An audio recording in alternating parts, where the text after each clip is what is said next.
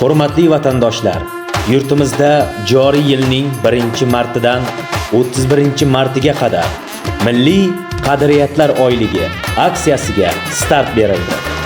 Milliy qadriyatlar oyligi doirasida o'tkazilayotgan xalq sayillariga barchangizni taklif etamiz. Sayil davomida sizlarni milliy taomlar, milliy o'yinlar, milliy urf-odatlar, taniqli estrada xonandalarining kuy-qo'shiqlari, milliy liboslar ko'rgazmalari hamda folklor jamoalarining chiqishlari, hunarmandchilik yarmarkalari bilan boy dastur kutmoqda. Ushbu xalq sayillari milliy an'ana va qadriyatlarimizni yosh avlodga yetkazish uchun ajoyib imkoniyatdir.